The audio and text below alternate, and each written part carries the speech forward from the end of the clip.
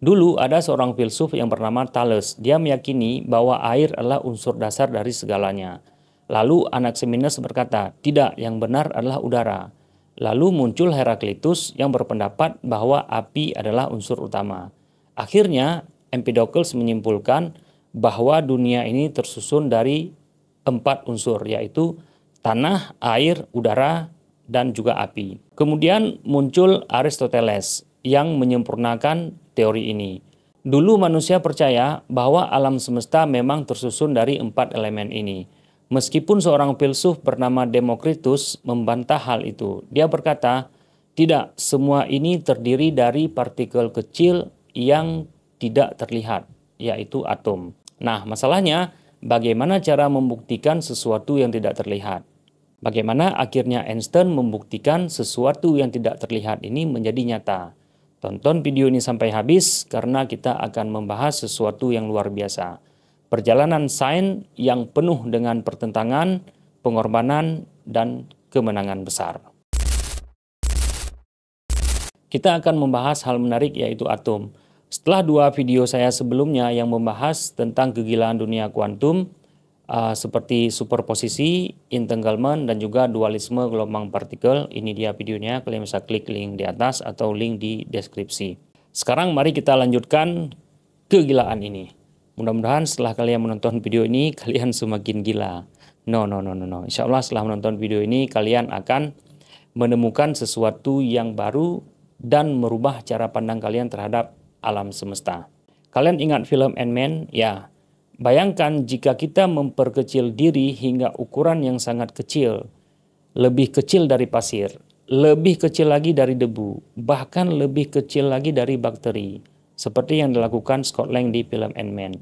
Maka sampai di titik ini kita telah memasuki dunia atom, yang di dalam dunia Marvel ini disebut dengan quantum realm, di mana dunia yang kecilnya tidak main-main, sampai-sampai rambut dibelah sebanyak 100.000 hingga 1 juta kali baru bisa mencapai ukuran benda ini, yaitu atom.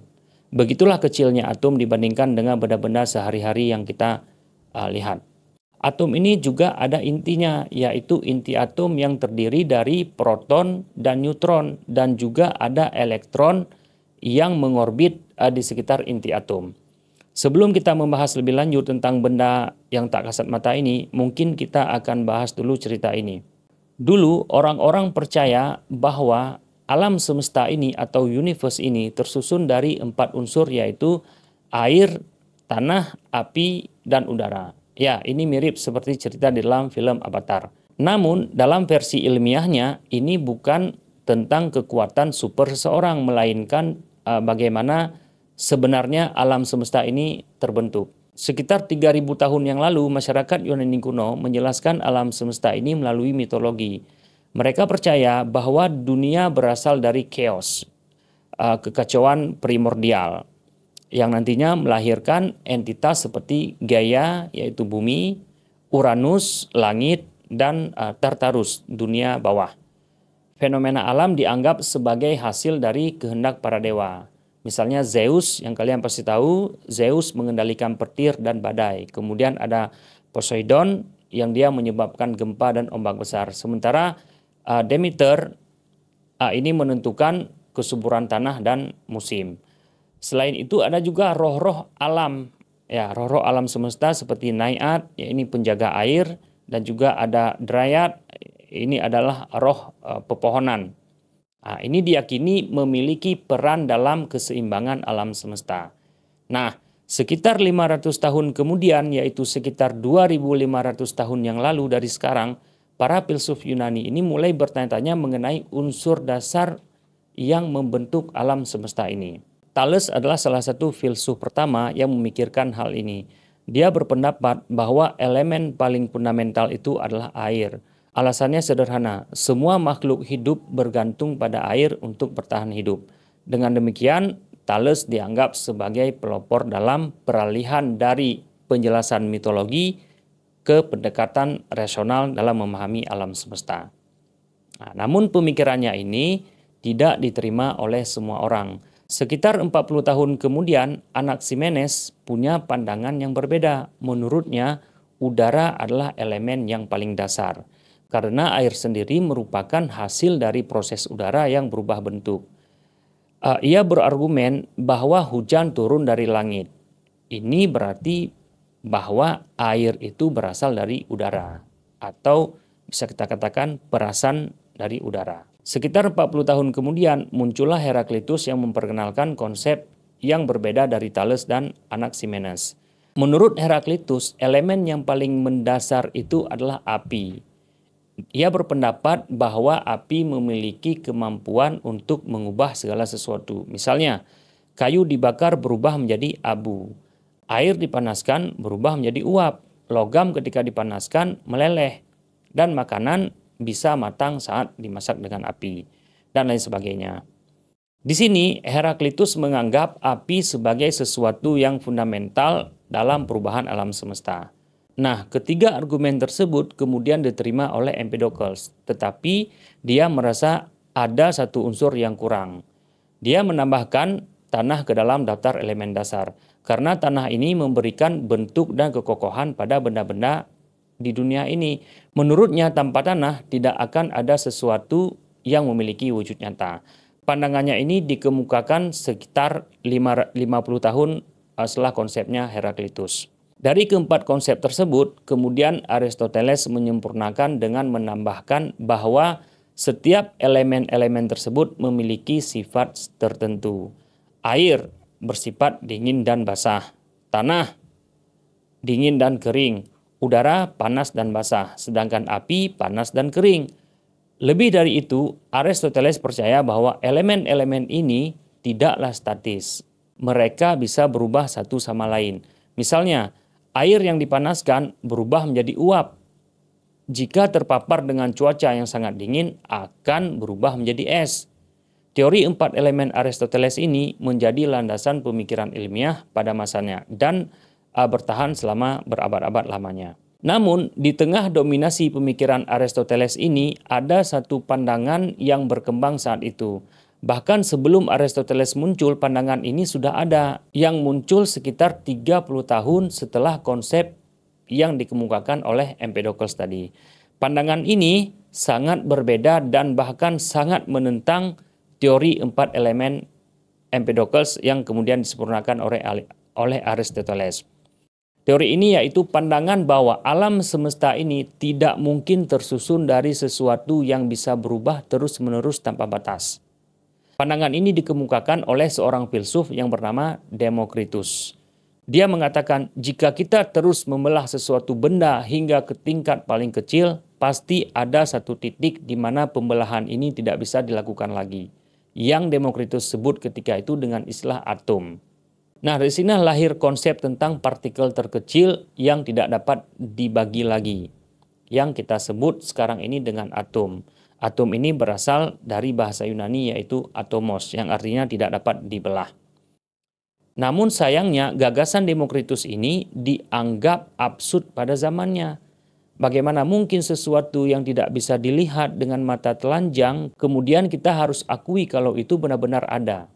Kan ini tidak masuk akal. Sehingga konsep Aristoteles dipandang lebih masuk akal, dipandang lebih logis dan sesuai dengan pengamatan sehari-hari. Akhirnya konsep 4 elemen yang disempurnakan oleh Aristoteles ini bertahan sebagai pemikiran utama dalam sains selama berabad-abad lamanya. Hingga akhirnya ditemukannya alkimia, yang kemudian ini mulai mengubah cara manusia memahami materi. Alkimia adalah ilmu kuno yang menjadi cikal bakal dari kimia modern yang kita kenal saat ini.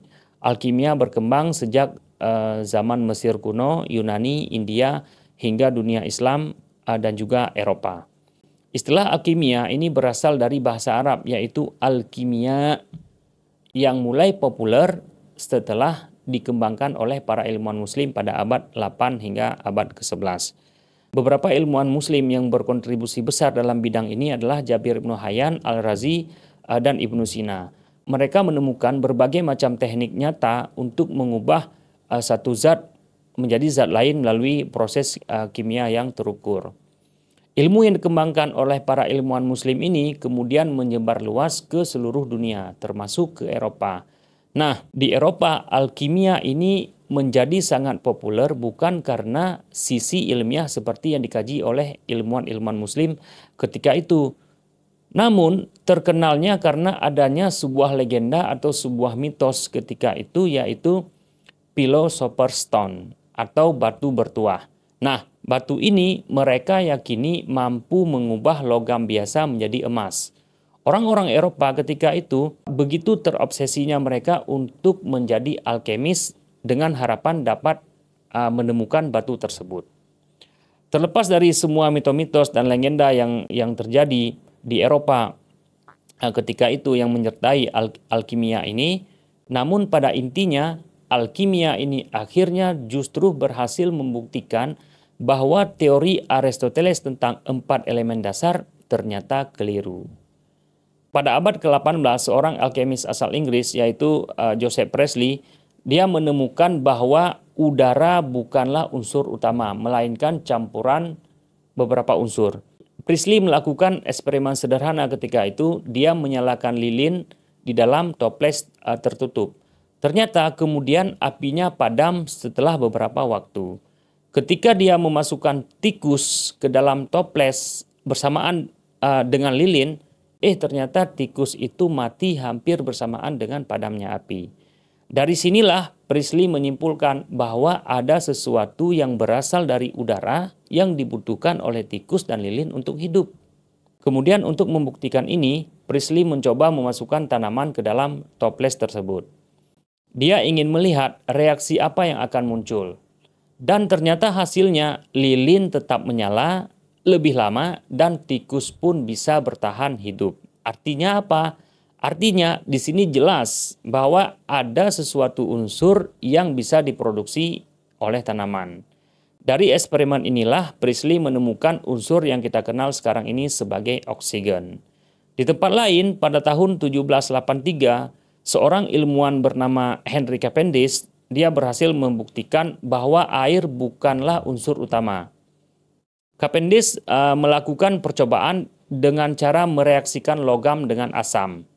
Dari percobaannya tersebut kemudian terbentuklah gas yang mudah terbakar, yaitu hidrogen. Lalu gas ini dia campurkan dengan oksigen dan dibakar dalam tabung tertutup. Dari hasil percobaannya ini kemudian bermunculanlah embun atau air di dinding-dinding tabung. Nah, dari eksperimen ini kemudian Cavendish menyimpulkan bahwa air bukanlah elemen dasar, melainkan hasil reaksi dari hidrogen dan oksigen. Penemuan-penemuan ini terus berkembang hingga akhirnya teori Aristoteles mengenai 4 elemen digantikan oleh konsep unsur-unsur kimia yang lebih modern. Pada awal abad ke-19, yaitu sekitar 22 tahun kemudian, muncullah seorang ilmuwan dengan pemikirannya yang sangat revolusioner, yaitu yang bernama John Dalton. Kalian pasti sering dengar nama ini. Ya, dia melakukan pengamatan mendalam terhadap berbagai reaksi kimia.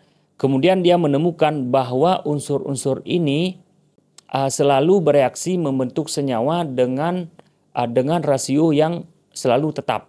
Misalnya, karbon selalu bereaksi dengan oksigen dalam rasio tertentu untuk membentuk karbon dioksida. Misalnya lagi, air selalu tersusun dari hidrogen dan oksigen dalam rasio yang tetap. Kemudian contoh ini juga semakin diperjelas oleh ilmuwan lain seperti Gay Lussac dan Avogadro yang menunjukkan bahwa air terdiri dari 2 atom hidrogen dan 1 atom oksigen. Dengan demikian, air itu tersusun dari satuan-satuan terkecil yang disebut atom, di mana unit terkecilnya adalah 2 atom hidrogen dan 1 atom oksigen. Inilah yang kita kenal sekarang ini dengan istilah H2O. Hal inilah kemudian membuat Dalton berpikir bahwa sepertinya ide Democritus yang 2500 tahun yang lalu yang disebut dengan atomos ini benar. Nah, dengan demikian John Dalton pun menghidupkan kembali konsep atom yang telah lama ditinggalkan sejak dari era Democritus.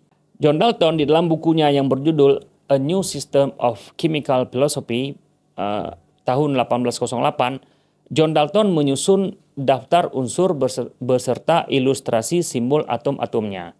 Sekaligus Dalton menggambarkan bagaimana atom-atom tersebut bergabung membentuk senyawa. Sebenarnya saat itu Dalton belum benar-benar mengetahui bentuk atom yang sesungguhnya, sehingga ilustrasi atom yang ia gambarkan hanyalah berupa simbol bulatan-bulatan sederhana yang menggambarkan perbedaan atom dari tiap-tiap unsur.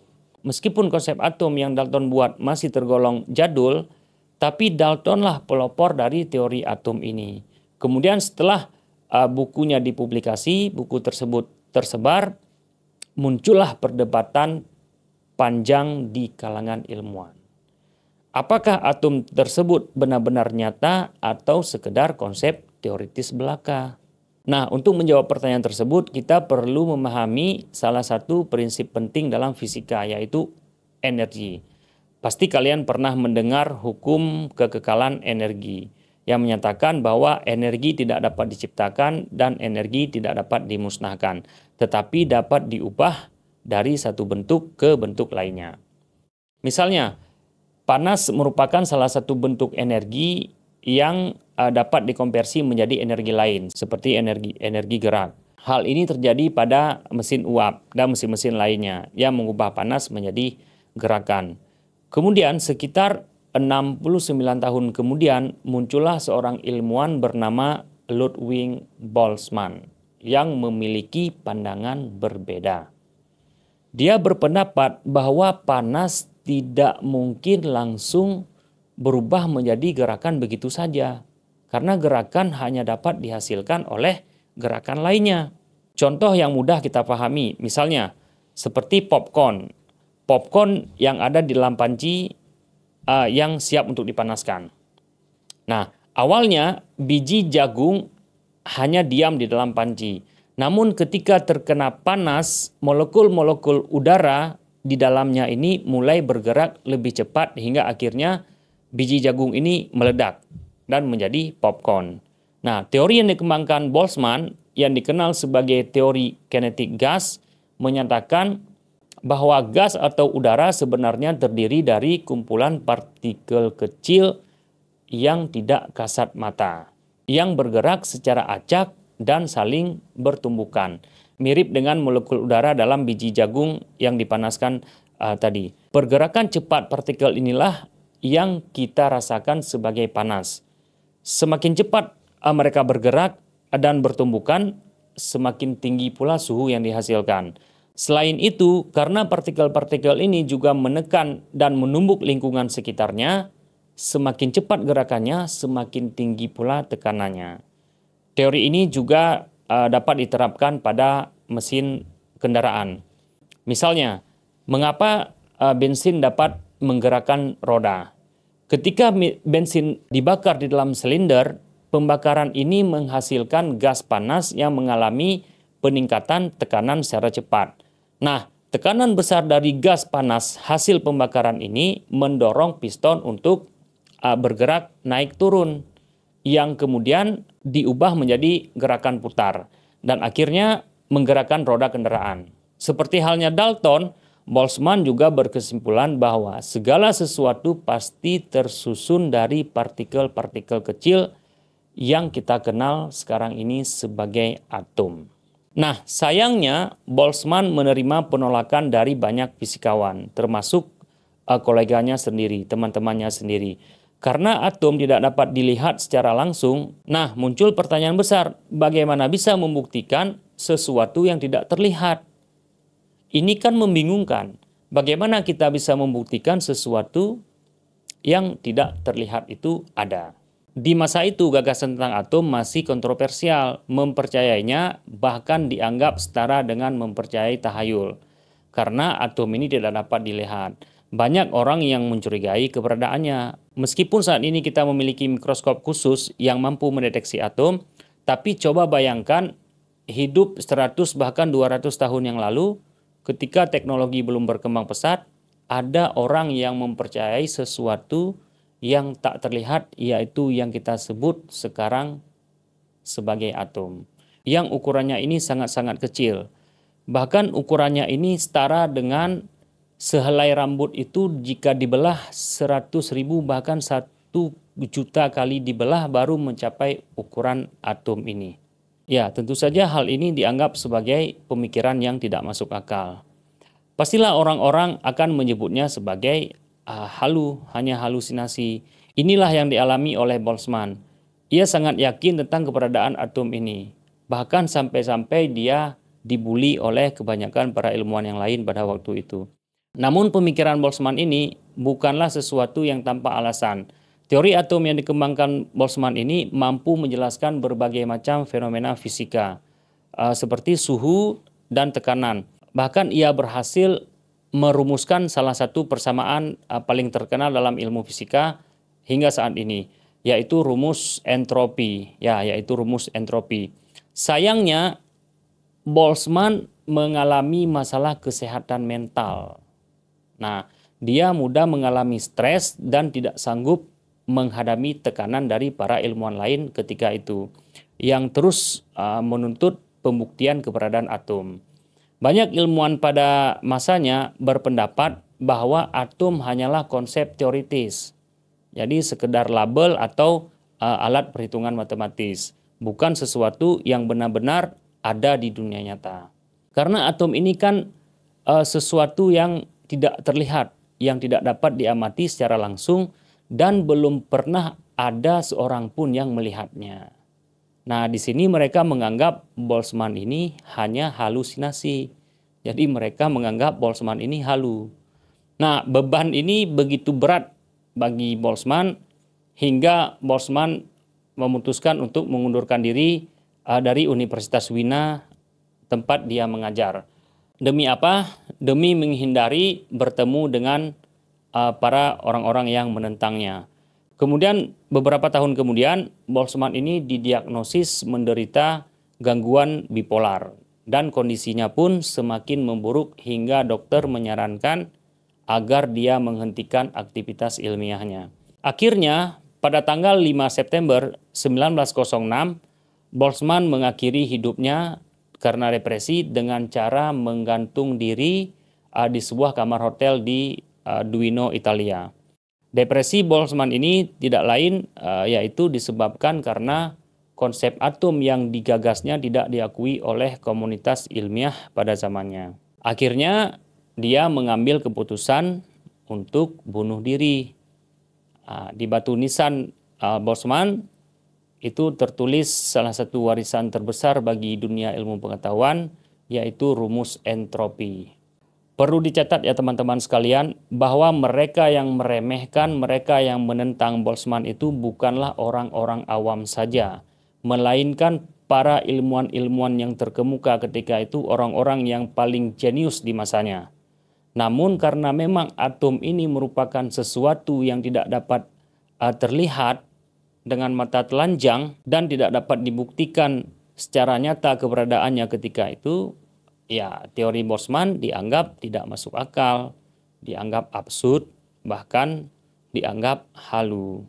Nah, ironisnya teman-teman sekalian, 1 tahun sebelum Boltzmann bunuh diri, yaitu tahun 1905, ternyata ada seorang ilmuwan yang berhasil membuktikan keberadaan atom berdasarkan teori yang dikembangkannya. Siapa dia? Ilmuwan tersebut adalah Albert Einstein. Ya, pada tahun 1905, Einstein awalnya bukanlah sosok yang dikenal di dunia sains. Dia hanya seorang pegawai biasa di kantor paten. Namun dalam waktu 1 tahun, Einstein ini tiba-tiba dianggap sebagai orang yang jenius. Setelah menerbitkan 4 makalah fisika yang merubah cara pandang ilmuwan terhadap dunia fisika. Keempat makalah Einstein tersebut benar-benar merevolusi ilmu pengetahuan pada saat itu. Ini adalah prestasi yang sangat luar biasa yang hanya bisa dicapai oleh seorang yang sangat jenius. Oleh karena itu, tahun itu pun dikenal sebagai Annus Mirabilis. Di mana sebelumnya pada tahun 1666, Isaac Newton adalah ilmuwan pertama yang mengalami Annus Mirabilis. Dalam sains ini artinya adalah tahun keajaiban. 4 makalah Einstein tersebut ada efek fotolistrik, Brownian motion, relativitas khusus, dan juga EMC kuadrat. Yang paling terkenal ya, yang pasti kalian tahu EMC kuadrat. Nah, makalah yang akhirnya menjadi bukti keberadaan adanya atom adalah Brownian motion atau gerak Brown. Brownian motion ini adalah gerakan acak partikel kecil yang tersuspensi dalam cairan dan juga gas. Fenomena ini pertama kali dialami oleh Robert Brown pada tahun 1827. Brown ini bukan seorang fisikawan, tapi dia seorang ahli botani. Saat Brown mengamati serbuk sari dari bunga Clarcia pulchella di bawah mikroskop, dia menyadari bahwa partikel-partikel kecil di dalam serbuk sari terus bergerak secara acak. Awalnya dia menduga bahwa gerakan ini mungkin berkaitan dengan tanda kehidupan. Namun kemudian Brown mengamati partikel lain yang tidak berasal dari makhluk hidup, seperti pada debu halus dan serpihan kaca. Ternyata partikel-partikel tersebut juga menunjukkan gerakan acak yang sama seperti dialami pada serbuk sari tadi. Di sini Brown menyadari bahwa gerakan tersebut tetap terjadi bahkan pada benda mati sekalipun. Ini berarti menunjukkan bahwa gerakan tersebut bukan berasal dari organisme kehidupan, melainkan memiliki penyebab fisik yang belum dipahami pada saat itu. Kemudian fenomena ini tetap menjadi misteri selama lebih kurang 80 tahun, hingga akhirnya muncullah Einstein yang memberikan penjelasan ilmiah dalam makalahnya. Menurutnya, Brownian motion tidak mungkin terjadi kecuali air terdiri dari partikel-partikel kecil yang lebih kecil dari serbuk sari itu sendiri. Gini. Untuk mempermudah pemahaman, kita analogikan dengan bola pingpong. Ya. Bayangkan bola pingpong yang mengapung di atas air yang bergerak. Jika kita tidak melihat airnya, maka bola pingpong ini kan akan terlihat seperti bergerak sendiri tanpa adanya sebab. Namun sebenarnya bola tersebut didorong oleh gelombang kecil air yang menggerakkannya secara acak. Demikian pula dengan serbuk sari di air tersebut. Ia terlihat bergerak sendiri karena didorong oleh molekul-molekul air yang terus bergerak secara acak. Jadi pada dasarnya Einstein di sini menggunakan teori kinetiknya Ludwig-Boltzmann untuk menjelaskan fenomena ini sekaligus membuktikan bahwa atom dan molekul itu benar-benar ada. Namun penting untuk diketahui bahwa argumen Einstein ini bukanlah sekedar asumsi belaka. Einstein membuktikannya dengan perhitungan matematis yang sangat akurat. Bahkan dengan rumus yang dikembangkannya, Einstein ini berhasil menghitung ukuran dan massa atom. Bagaimana cara dia melakukannya? Disinilah jenius dan kerennya Einstein. Dia sebenarnya menggunakan rumus yang sudah dikenal dalam dunia fisika ketika itu, yaitu dinamika fluida. Dengan menghitung kekentalan air, suhu, serta jarak pergerakan serbuk sari, dia dapat menghitung ukuran dan massa molekul udara. Konsep ini mirip seperti menghitung berat sebuah perahu kecil dengan mengamati seberapa dalam ia tenggelam saat seseorang naik di atas perahu tersebut. Meskipun pada saat itu penjelasan Einstein ini masih dianggap sebagai teori, namun kemudian pada tahun 1908 muncullah seorang ilmuwan bernama Jean Perrin. Dia melakukan eksperimen dengan menggunakan partikel kecil dari resin gum gamboge yang tersuspensi dalam cairan. Dia mengamati gerakan acak di bawah mikroskop dan dia menemukan bahwa distribusi partikel dalam cairan sesuai dengan prediksi yang diprediksikan oleh Albert Einstein. Dengan menganalisis perubahan konsentrasi partikel terhadap ketinggian dalam cairan, Perrin ini berhasil menghitung konstanta Avogadro, yang di sini kemudian semakin memperkuat bahwa bukti keberadaan atom ini benar-benar ada. Jadi eksperimennya ini memberikan bukti eksperimental yang kuat bahwa atom itu benar-benar ada dan atom itu nyata.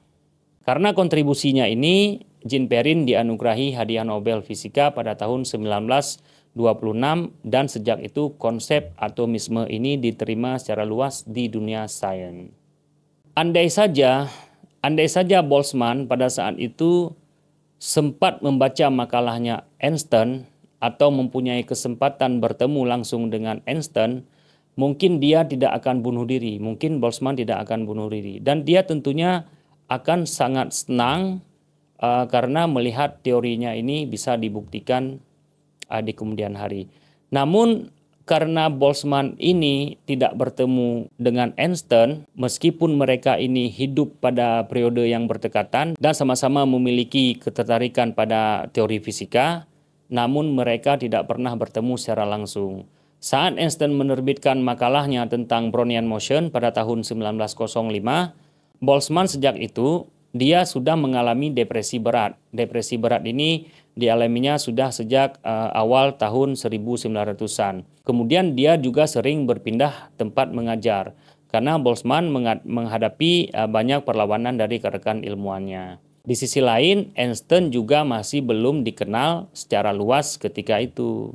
Nah, bahkan baru di tahun 1905 dia menerbitkan makalah yang membuktikan keberadaan atom melalui Brownian motion yang kita jelaskan tadi. Disitulah Einstein mulai terkenal. Tetapi saat itu Einstein masih bekerja sebagai pegawai di kantor paten Swiss yang belum dianggap sebagai fisikawan besar. Meskipun makalahnya ini memberikan bukti matematis bahwa atom itu nyata, teori ini belum dapat perhatian yang cukup besar dari komunitas ilmiah ketika itu.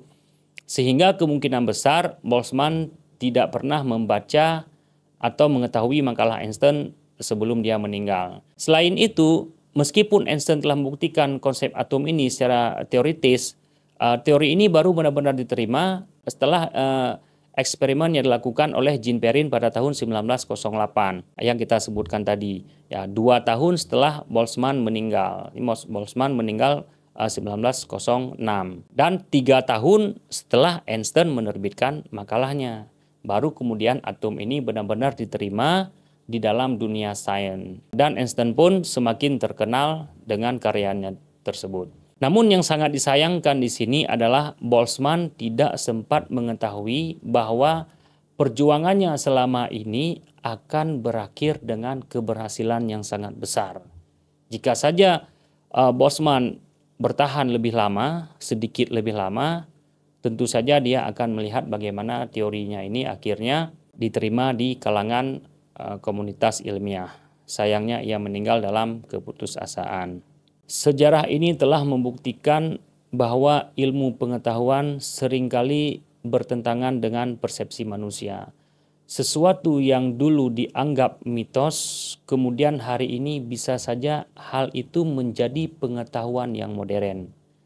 Seperti atom yang dulu dianggap sebagai omong kosong yang tidak berdasar, kini menjadi landasan dalam ilmu fisika, kimia, dan juga teknologi. Demikian pula dalam kehidupan, seringkali kita menilai sesuatu hanya dari apa yang tampak di permukaan. Kita skeptis terhadap hal-hal yang tidak bisa kita lihat atau buktikan secara langsung. Padahal keberadaannya ini bisa saja lebih nyata daripada yang kita kira. Penjelasan para ilmuwan seperti Democritus, Dalton, Boltzmann, hingga Einstein ini menunjukkan kepada kita bahwa keyakinan terhadap kebenaran tidak bisa runtuh hanya karena dunia menolaknya. Karena pada akhirnya kebenaran akan menemukan jalannya sendiri. Kisah Boltzmann bukan sekedar tentang sains. Ini adalah cerminan kehidupan itu sendiri. Seringkali dunia akan meremehkan langkah kita. Orang-orang akan mencemoohi ide-ide besar, menyebutnya sebagai delusi, mengira ini sebagai sesuatu mimpi yang kosong, yang tak akan mungkin terwujud. Tapi kerahasiaan kebenaran tidak diukur dari jumlah orang yang mempercayainya, melainkan dari keberanian mereka yang terus memperjuangkannya. Jika hari ini kalian merasa sendiri dalam keyakinan, jangan goyah. Karena sejarah telah membuktikan bahwa meskipun kebenaran mungkin tersembunyi dalam waktu yang panjang, namun pada akhirnya dia akan terbukti. Pada akhirnya kebenaran akan muncul. Teruslah mencari, teruslah bertanya, dan jangan pernah berhenti mengeksplorasi. Karena disitulah letak esensi ilmu pengetahuan. Disitulah kita menemukan makna kehidupan. Saya Irfan Aswandi, terima kasih telah menyimak. Sampai jumpa di video selanjutnya. Tetap berpikir, tetap bertanya, dan tetap penasaran.